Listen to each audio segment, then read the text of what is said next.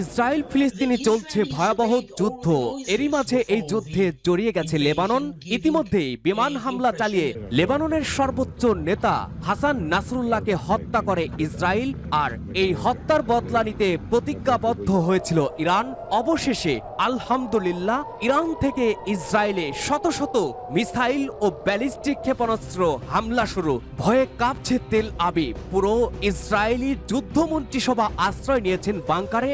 Lakh lakh Israeli ইতিমধ্যেই পালিয়ে যাচ্ছেন। ভিউয়ার্স, আপনারা জানেন ইসরায়েল হচ্ছে একটি অবৈধ রাষ্ট্র, আর এই রাষ্ট্রকে মদদ দিয়ে যাচ্ছে যুক্তরাষ্ট্র।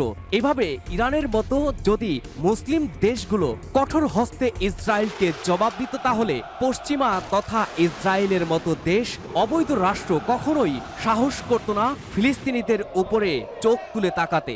ইরান এই হামলার মাধ্যমে তারা বারবার প্রমাণ দিচ্ছে যে মুসলিমদের উপরে কোনো আঘাত তারা কোনোভাবেই সহ্য করবে না, আগেও করেনি এবং ভবিষ্যতেও করবে না। এভাবেই যদি প্রতিটি মুসলিম দেশ এগিয়ে আসে, তাহলে আর কোনো নিরীহ মুসলিমকে হত্যা হতে হবে না, দিতে হবে না কোনো রক্ত। আসলে আরব বিশ্বের কথা তুলতে একটি দেশের কথা সবচেয়ে বেশি নগণ্যভাবে মুখে আনতে হয়, সেটি হচ্ছে সৌদি আরব। সৌদি আরবের মতো রাষ্ট্র যদি পশ্চিমাদের বিরুদ্ধে রুখে দাঁড়াতো, তাহলে ইসরায়েল তথা পশ্চিমাদের এত বড় হিম্মত হতো না যে মুসলিম কোনো দেশের উপরে এভাবে আগ্রাসন চালিয়ে হাজার হাজার নিরীহ মুসলমানকে হত্যা করার। ভিউয়ার্স, এ বিষয়ে আপনার মূল্যবান মতামত জানিয়ে দিন। এছাড়া আজকের ইরানের এই হামলাকে আপনি যদি মুসলিম জাতির উপরে আঘাতের এই জবাব যদি আপনি সমর্থন করেন, তাহলে কমেন্টস বক্সে ইয়েস লিখে আপনার মতামত জানিয়ে দিন। এরপরেই জানাবো, ইরানের ক্ষেপণাস্ত্র হামলা, ইসরায়েলি নিরাপত্তা মন্ত্রিসভা আশ্রয় নিয়েছে বাংকারে। এদিকে ইসরায়েলে হামলার পর ইরানের হুঁশিয়ারি, জাতিসংঘ মিশনে পাল্টা জবাব দিলে আবারও হামলা করা হবে। জানিয়ে দেব, তেল আবিবে সবচেয়ে বড় হামলা, হিজবুল্লাহর আশ্রয় কেন্দ্রের লক্ষাধিক ইসরায়েলি। এদিকে লেবাননে হিজবুল্লাহর প্রবল প্রতিরোধের মুখে ইসরায়েলি বাহিনী। এবং সর্বশেষ জানিয়ে দিব, যুক্তরাষ্ট্রের কারণেই লেবানন ইসরায়েল সংঘাত বেড়েছে। শুনছিলেন আন্তর্জাতিক গণমাধ্যমে প্রকাশিত সর্বশেষ রাতের আপডেট সংবাদগুলোর শিরোনাম। এবারে বিস্তারিত। ভিউয়ার্স, আপনারা জানেন ইরান ইসরায়েলে হামলার পর এর জবাব দেবে যুক্তরাষ্ট্র, এমনটি তারা বলেছে। তবে এই যুদ্ধে যদি যুক্তরাষ্ট্র জড়িয়ে যায়, তাহলে পুরো মধ্যপ্রাচ্য তথা বিশ্বজুড়েই সংঘাত ছড়িয়ে পড়ার আশঙ্কা দেখা দিয়েছে। শুরু হয়ে যেতে পারে তৃতীয় বিশ্বযুদ্ধ। আর এসব যুদ্ধ পরিস্থিতি সহ বিশ্বের নানা প্রান্তের ঘটে যাওয়া নানা ঘটনা নিয়ে সর্বশেষ আপডেট সংবাদগুলো পেতে আমাদের চ্যানেলটি সাবস্ক্রাইব করে পাশের বেল বাটনে প্রেস করুন, যেন সবার আগে সর্বশেষ আপডেট সংবাদের নোটিফিকেশনটি আপনার কাছে পৌঁছে যায়। ইসরায়েল ফিলিস্তিন হিজবুল্লাহ ইরান চলছে ভয়াবহ যুদ্ধ। এরই মাঝে হিজবুল্লাহর প্রধান নেতা হাসান নাসরুল্লাহকে বিমান হামলায় হত্যা করে ইসরায়েল। এই হামলার জবাব দিতে প্রতিজ্ঞাবদ্ধ হয়েছিল ইরান। আলহামদুলিল্লাহ, সকল জল্পনা কল্পনার অবসান ঘটিয়ে ইরান তার প্রতিজ্ঞা রক্ষা করেছে। শত শত মিসাইল ইরান থেকে ইসরায়েল অভিমুখে ছোড়া হয়েছে এবং ইরানের শত শত ক্ষেপণাস্ত্র হামলার পর ইসরায়েলি যুদ্ধ মন্ত্রিসভা বাংকারে পালিয়েছে। এছাড়া প্রায় লক্ষ লক্ষ বাসিন্দা পালিয়ে যাচ্ছে।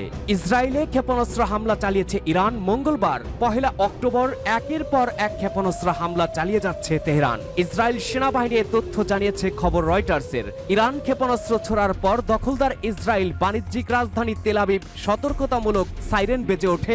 এছাড়া সাইরেন শোনা যায় জেরুজালেমও। ইসরায়েলি প্রতিরক্ষা বাহিনী মাইক্রো ব্লগিং সাইট এক্সে দেয়া এক পোস্টে জানিয়েছে, সব ইসরায়েলি বোমা আশ্রয় কেন্দ্রে অবস্থান নিয়েছেন। রয়টার্সের সাংবাদিকরা ইসরায়েলের পার্শ্ববর্তী জর্ডানের আকাশ থেকে এসব ক্ষেপণাস্ত্র আটকানোর দৃশ্য দেখেছেন।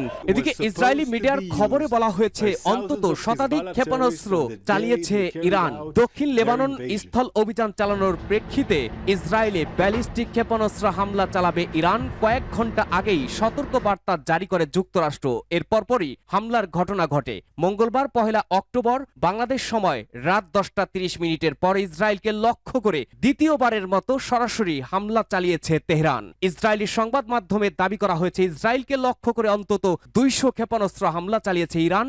ইসরায়েলের আর্মি রেডিও এই তথ্য জানিয়েছে। এই হামলাকে আইনগতভাবে বৈধ প্রতিক্রিয়া হিসেবে বর্ণনা করেছে ইরানের জাতিসংঘ মিশন। সামাজিক যোগাযোগ যোগাযোগ মাধ্যমে দেওয়া পোস্টে ইরানের জাতিসংঘ মিশন জানায়, ইসরায়েল যদি এই হামলার পাল্টা প্রতিক্রিয়া জ্বালায় তাহলে আরো কঠিন জবাব দেওয়া হবে। এদিকে ইরানের ক্ষেপণাস্ত্র হামলার পর আকাশ সীমা বন্ধ করে দিয়েছে ইসরায়েল। দেশটির এয়ারপোর্ট কর্তৃপক্ষ জানিয়েছে কোনো বিমান উড্ডয়ন করেনি। রাষ্ট্রীয় মিডিয়ার খবরে বলা হয়েছে, ইরানের হামলার পর জর্ডান তাদের আকাশ সীমা সাময়িক সময়ের জন্য বন্ধ ঘোষণা করেছে। এছাড়া ইরাক তাদের আকাশ সীমা বন্ধ করে দিয়েছে। ইসরায়েলের আর্মি রেডিও জানিয়েছে বেন গুরিয়ন বিমানবন্দর সম্পূর্ণ বন্ধ করে দেওয়া হয়েছে, কোনো বিমান উড্ডয়ন এবং অবতরণ করছে না। অন্যদিকে বৈরুতেও ব্যাপক গোলাগুলির শব্দ শোনা যাচ্ছে বলে রয়টার্সের প্রত্যক্ষদর্শী জানিয়েছে। ইরান ক্ষেপণাস্ত্র ছোড়ার পর দখলদার ইসরায়েলের বাণিজ্যিক রাজধানী তেল আবিবে সতর্কতামূলক সাইরেন বেজে ওঠে। এছাড়া সাইরেন শোনা যায় জেরুজালেমেও। ইসরায়েলি প্রতিরক্ষা বাহিনী মাইক্রো ব্লগিং সাইট এক্সে দেয়া এক পোস্টে জানিয়েছে, সব ইসরায়েলি বোমা আশ্রয় কেন্দ্রে অবস্থান নিয়েছেন। এর আগে গত এপ্রিলে ইসরায়েলকে লক্ষ্য করে ব্যালিস্টিক মিসাইল ছুড়েছিল ইরান। ওই মিসাইলগুলো ইরান থেকে ইসরায়েলে পৌঁছতে সময় লেগেছিল মাত্র 12 মিনিট। আল জাজিরা জানিয়েছে, তেল আবিবের আকাশে অগ্নিকুণ্ড ও মিসাইল দেখা গেছে, তবে এই মিসাইল ইরান থেকে এসেছে কিনা সেটি তাৎক্ষণিকভাবে নিশ্চিত হওয়া যায়নি। এছাড়া ইসরায়েলি সেনাবাহিনী মিসাইল হামলার তথ্য জানালেও ইরানের পক্ষ থেকে এখন পর্যন্ত কোনো কিছুই বলা হয়নি। কাতার ভিত্তিক সংবাদ মাধ্যম আল জাজিরা জানিয়েছে, জর্ডানের রাজধানী আম্মানের আকাশ দিয়ে মিসাইল উড়ে যেতে দেখা গেছে। মিসাইলের কারণে জর্ডানের সাইরেন বেজে ওঠে। ওই সময় অনেক মানুষ বাইরে বের হয়ে আসেন। ইরানের মিসাইল হামলার মধ্যেই একটি বিবৃতি দিয়েছে দখলদার ইসরায়েলের সেনাবাহিনী। এতে তারা বলেছে, ইরান এখনো মিসাইল ছুড়ছে এবং সেগুলো আটকানোর চেষ্টা করা হচ্ছে। সেনাবাহিনী পরবর্তী নির্দেশ না দেওয়া পর্যন্ত সাধারণ ইসরায়েলিদের আশ্রয় কেন্দ্রে থাকার আহ্বান জানিয়েছে সেনাবাহিনী। আরো বলেছে, যেসব বিকট শব্দ শোনা যাচ্ছে সেগুলো হয় মিসাইল আটকানোর কারণে হচ্ছে অথবা আঘাত হানার কারণে হচ্ছে। এদিকে ইরানের ক্ষেপণাস্ত্র হামলার পর ইসরায়েলি নিরাপত্তা মন্ত্রিসভা আশ্রয় নিয়েছে বাংকারে। ইরানি ক্ষেপণাস্ত্র হামলার মুখে ইসরায়েলি নিরাপত্তা মন্ত্রিসভা জরুরি বাংকারে আশ্রয় নিয়েছে, তথ্য জানিয়েছে ইসরায়েলি একটি সূত্র খবর সিএনএন-এর। 1 ঘন্টায় তেল আবিব, জেরুজালেম ও হাইফা লক্ষ্য করে অন্তত 12টিরও বেশি ক্ষেপণাস্ত্র হামলা হয়েছে ইরানের পক্ষ থেকে। ইসরায়েলি সেনাবাহিনী জানিয়েছে, ইসরায়েলকে লক্ষ্য করে ক্ষেপণাস্ত্র হামলা চালিয়েছে ইরান। এই হামলার পর ইসরায়েলি নাগরিকদের সতর্ক থাকতে বলা হয়েছে। সামাজিক যোগাযোগ মাধ্যমে প্রকাশিত বিভিন্ন পোস্টে বলা হয়েছে, মঙ্গলবার ইরানের আকাশ আলোকিত হয়ে ওঠে। তাবরিজ, খাসান ও তেহরানের উপকণ্ঠ থেকে ক্ষেপণাস্ত্র ছোড়া হয়। এর আগে যুক্তরাষ্ট্রের পক্ষ থেকে ইসরায়েলকে ইরানের হামলার বিষয়ে সতর্ক করা হয়েছিল। এদিকে জাতিসংঘে ইরানের স্থায়ী মিশনের পক্ষ থেকে এই হামলার জবাবে বলা হয়েছে, ইসরায়েলকে তেহরানের সমুচিত জবাব দেওয়া হয়ে গেছে। এক্সে দেওয়া বার্তায় বলা হয়, সন্ত্রাসী কর্মকাণ্ডের প্রতি ইরানের আইনি যুক্তিসঙ্গত ও বৈধ প্রতিক্রিয়া জানানো হয়েছে। জাতিসংঘে ইরানের স্থায়ী মিশন আরও বলেছে, ইসরায়েল যদি এর জবাব দেওয়ার সাহস দেখায় বা নৃশংসতার আরও কাজ করে তবে পরবর্তী সময়ে আরও কঠিন প্রতিক্রিয়া দেখানো হবে। এদিকে এই হামলার আগে আঞ্চলিক রাষ্ট্রগুলো ও ইসরায়েল সমর্থকদের দূরে থাকতে বলেছে ইরান।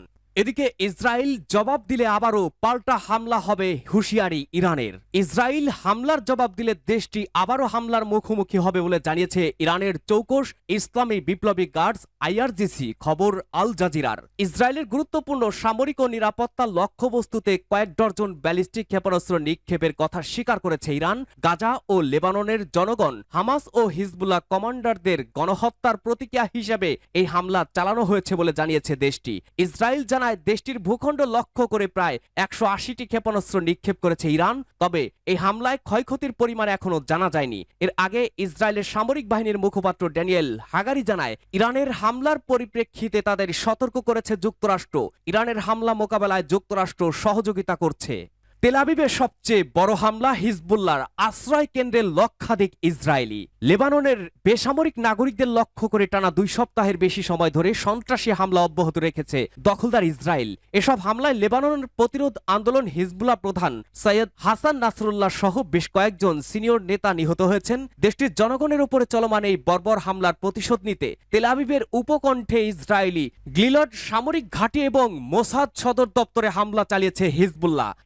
জানায় ও নাসরুল্লাহ, আমরা তোমার সেবায় আছি স্লোগান দিয়ে মঙ্গলবার ইসরায়েলি গোয়েন্দা ইউনিট ৮২০০ এবং গোয়েন্দা সংস্থা মোসাদের তেল আবিবের উপকণ্ঠে অবস্থিত গ্লিলট ঘাঁটিতে একাধিক ফাঁদি 4 ক্ষেপণাস্ত্র নিক্ষেপ করা হয়েছে। ফিলিস্তিন বিষয়ক সংবাদ মাধ্যম প্যালেস্টাইন ক্রনিকল ও তেহরান ভিত্তিক প্রেস টিভির প্রতিবেদনে বলা হয়েছে, এদিন প্রথমবারের মতো ইসরায়েলি সামরিক ঘাঁটিতে হামলা চালাতে ফাঁদি 4 ক্ষেপণাস্ত্র ব্যবহার করেছে হিজবুল্লাহ। এটি ছিল ইসরায়েলে চালানো হিজবুল্লাহর সবচেয়ে বড় হামলা। ইসরায়েলি চ্যানেল 12 বলছে, লেবানন থেকে এখন পর্যন্ত 50টি প্রজেক্টাইল উৎক্ষেপণ করা হয়েছে। হিজবুল্লাহর হামলার কারণে লক্ষাধিক ইসরায়েলি নাগরিক বোমা শেল্টারে আশ্রয় নিয়েছে।